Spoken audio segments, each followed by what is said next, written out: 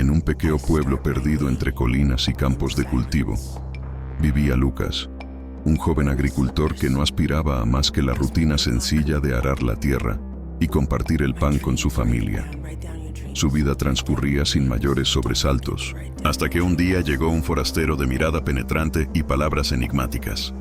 El hombre, vestido con ropas gastadas por el camino, se detuvo frente a Lucas y, sin mediar presentación, le dijo: «Dios te ha ungido para algo más grande, aunque tú aún no lo veas». Lucas soltó una risa incrédula, atribuyendo las palabras al delirio de un viajero cansado. Pero esa noche, mientras dormía, soñó con un río de aguas oscuras que amenazaba con inundar el pueblo. Al despertar, el sueño le pareció tan vívido que corrió a avisar a los ancianos, quienes lo miraron con escepticismo. Sin embargo, al tercer día, una tormenta arrasó los cultivos y el río creció hasta los límites del pueblo, justo como en su sueño. La gente comenzó a murmurar, preguntándose ¿cómo había sabido? Poco después, otros signos aparecieron. Una tarde, mientras trabajaba, sintió un calor extraño en sus manos y, sin querer, tocó el hombro de su hermano pequeño, quien llevaba días postrado por fiebre. Al instante, el niño se levantó como si nunca hubiera estado enfermo. El rumor se esparció como pólvora, y pronto la gente del pueblo acudía a él en busca de ayuda. Lucas no entendía lo que ocurría, pero cada vez que dudaba, algo nuevo sucedía. Voces en el viento que le advertían de peligros, encuentros con extraños que parecían conocerlo sin haberlo visto antes, incluso noches en que sentía una presencia que lo envolvía como un manto. Todo cambió cuando las sombras llegaron al pueblo. Primero fueron animales que aparecían muertos sin explicación, luego niños que desaparecían en el bosque y regresaban con los ojos vacíos, como si algo les hubiera robado el alma. Los ancianos hablaron de una maldición antigua, de un espíritu que despertaba cada ciertos años para alimentarse del miedo. Fue entonces cuando el forastero regresó y, mirando fijamente a Lucas, le dijo: «La unción no es para ti, es para ellos, pero debes elegir si la usas».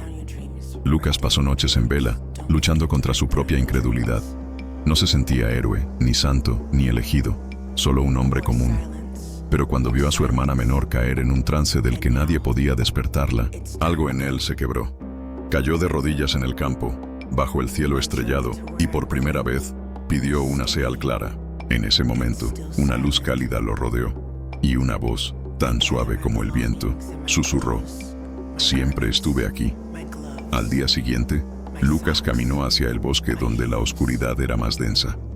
No llevaba armas, ni planes elaborados, solo la certeza de que, por fin, había dejado de huir. Lo que sucedió después, los aldeanos lo contarían por generaciones, como la tierra tembló, como un grito desgarrador resonó entre los árboles, y como Lucas regresó, con los ojos brillantes y las manos marcadas por algo que no era de este mundo. La amenaza había terminado, pero su viaje apenas comenzaba. Y esta vez no iba solo. La unción en lo cotidiano. María apretó las cuentas entre sus manos. Los números no cerraban. El alquiler, la comida, los útiles escolares de los niños, todo parecía imposible. Las lágrimas resbalaban en silencio mientras repetía, entre dientes, una pregunta que la quemaba por dentro: «Dios, ¿dónde estás?».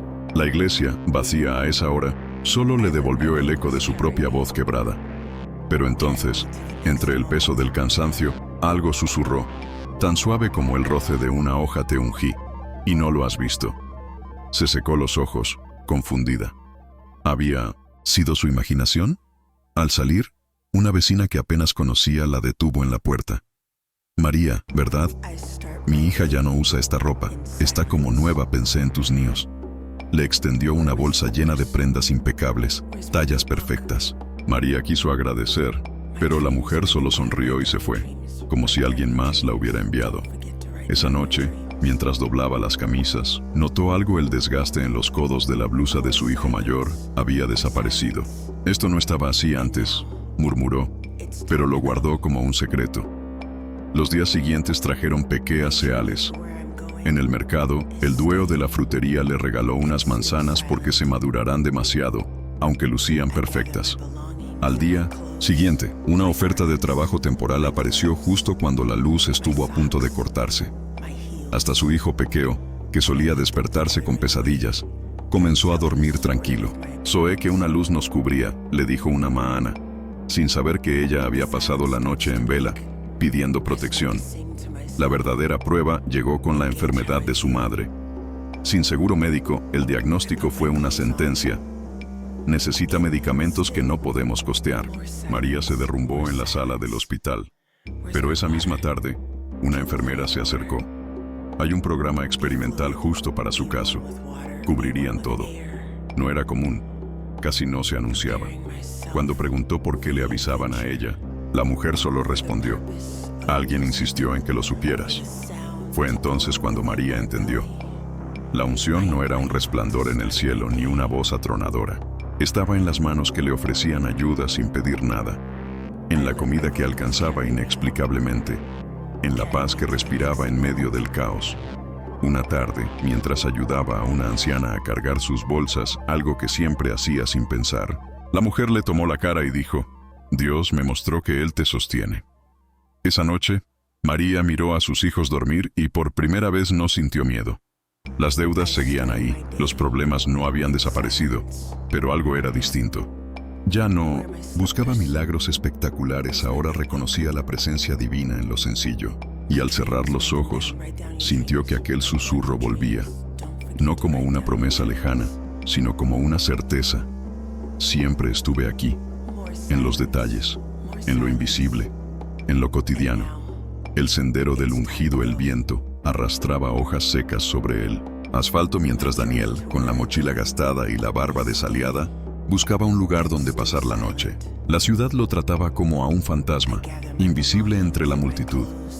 Había dejado de ser pastor años atrás, después de que el incendio se llevara a su familia, y con ellos, su fe. Ahora solo caminaba, sin rumbo, como si cada paso fuera un intento por alejarse del dolor. Fue en un parque abandonado donde la niña lo vio. No tendría más de 7 años, con vestido amarillo y ojos que parecían saber demasiado. Se acercó sin miedo y se aló su cabeza. «Tienes una luz arriba», dijo, como si comentara el clima. Daniel frunció el ceño, miró hacia arriba y solo vio el cielo grisáceo del atardecer. «No hay nada ahí, pequea», murmuró, pero ella negó con convicción. «Sí, es bonita, como la de los ángeles de mi libro».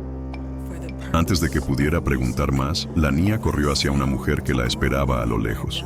Esa noche, bajo un puente, el sueo lo visitó con imágenes de un río negro y sombras que susurraban su nombre. Se despertó sobresaltado, el corazón golpeándole el pecho. Fue entonces cuando notó al hombre sentado frente a él, envuelto en un abrigo oscuro. «Tienes un don que no usas», dijo el extrao, masticando las palabras con calma. «Dios no retira lo que da». Daniel quiso reírse, pero el hombre se levantó y desapareció en la niebla antes de que pudiera responder. Los encuentros siguieron. Una enfermera en un refugio le entregó una taza de café caliente y, sin motivo, le dijo: «Aún estás ungido». Un anciano en la estación de tren le advirtió: «El enemigo sabe tu nombre, pero no tu poder». Hasta los sueos se volvieron más intensos, voces que hablaban en lenguas olvidadas, manos invisibles que lo empujaban hacia adelante. El punto de quiebre llegó con las noticias. En un televisor de una tienda, vio el reportaje «Desapariciones» en un pueblo cercano, personas encontradas en estados catatónicos, susurrando siempre las mismas palabras: «Él viene». Algo en esas imágenes le heló la sangre. Lo conocía. Lo había enfrentado años atrás, en otro tiempo, cuando aún creía. Una fuerza que no entendía lo llevó a subir a un autobús hacia ese pueblo. Mientras el paisaje desfilaba tras la ventana, una certeza creció dentro de él: aquel mal no había regresado por casualidad. Lo había seguido. Lo había estado esperando. Al bajar, el aire olía a tierra mojada y algo más. Algo rancio. La primera casa que vio tenía las ventanas tapiadas con cruces toscamente pintadas. Una mujer salió corriendo hacia él, los ojos desorbitados. «¿Eres tú? Dijeron que vendrías». Daniel no supo qué responder, pero cuando tocó su hombro para calmarla, un calor extraño recorrió su brazo. La mujer dejó de temblar al instante. En ese momento lo entendió. La unción nunca se había ido. Él había sido quien se negó a verla, quien enterró el don bajo capas de culpa y rabia. Pero ahora, frente al miedo de otros, ya no podía huir. El pueblo entero parecía contener el aliento cuando Daniel caminó hacia el bosque, donde las sombras eran más espesas. No llevaba Biblia ni palabras preparadas, solo una verdad que ahora resonaba claro en su pecho: nunca estuve solo, y esta vez no volvería atrás.